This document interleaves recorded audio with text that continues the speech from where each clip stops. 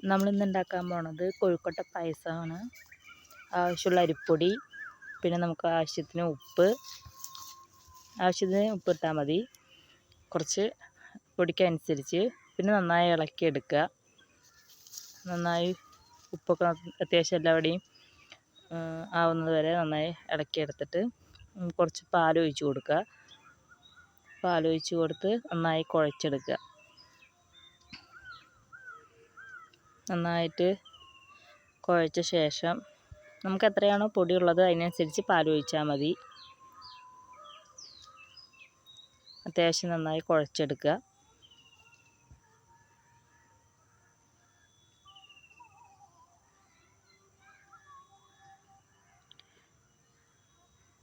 പിന്നെ നമുക്ക് ചെറുതായിട്ട് ഉണ്ടയാക്കി എടുക്കുക. ഏറ്റവും ചെറുതാക്കി എടുക്കുന്നതാണ് നല്ലത്. ഞാൻ കുറച്ച് വലുപ്പത്തിലാണ് എടുത്തിരിക്കുന്നത്. ഇത്രയും കൂടി നമ്മുടെ വലുപ്പത്തിനനുസരിച്ച് നമുക്ക് ഉണ്ടാക്കാം. ചെറുത് വേണമെങ്കിൽ ചെറുതുണ്ടാക്കാം, വലുത് വേണമെങ്കിൽ വലുതുണ്ടാക്കാം.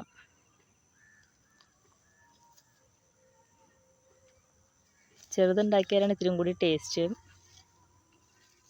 നമുക്കെല്ലാം അതുപോലെ ഉണ്ടാക്കിയെടുക്കാം.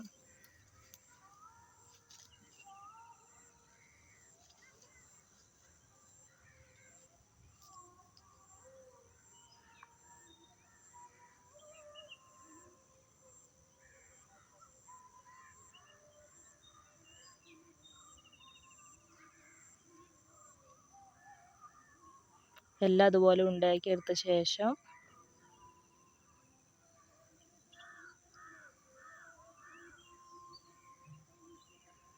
നമുക്ക് ഗ്യാസ് കത്തിച്ച് പാത്രം വയ്ക്കാം. നമുക്ക് അതിനാവശ്യമുള്ള പാൽ നമുക്ക് ഒഴിക്കാം.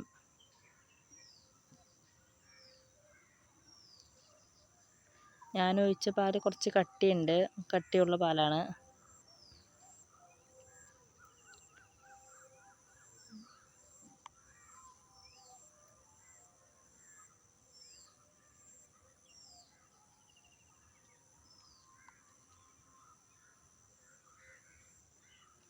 പിന്നെ നമുക്ക് അതിലേക്ക് വേണമെങ്കിൽ കുറച്ച് വെള്ളം ഒഴിക്കാം.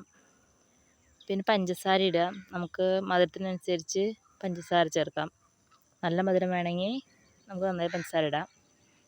കുറച്ച് മധുരം മതി, കുറച്ചിട്ടാൽ മതി. നന്നായി ഇളക്കിയെടുക്കുക.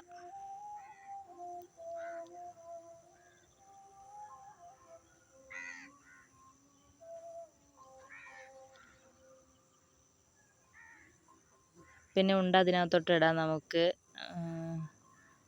റെഡിയാക്കി വെച്ച എല്ലാം അതിനകത്ത് ഇട്ട് ഇളക്കിയെടുക്കാം നന്നായിട്ട്.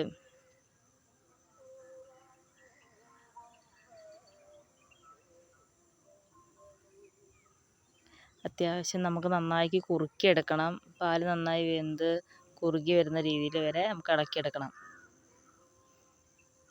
ഇങ്ങനെ ആയിക്കഴിഞ്ഞാൽ നമുക്ക് കോഴിക്കോട്ട പായസം റെഡിയായി.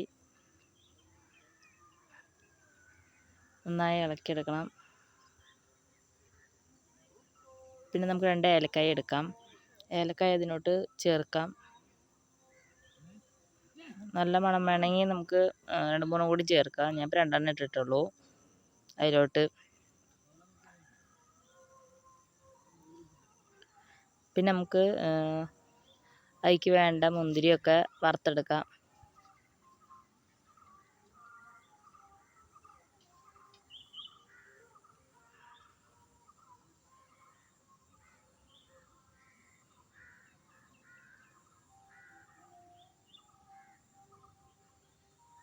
അണ്ടിപ്പരിപ്പ് നമുക്ക് ഇടാം അതിലോട്ട്.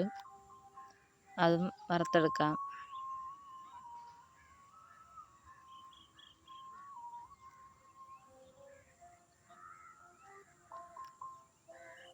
നമുക്കിതിനെ അതിലോട്ട് ചേർത്താം. നമ്മുടെ കോഴിക്കോട്ട പായസം റെഡിയായി.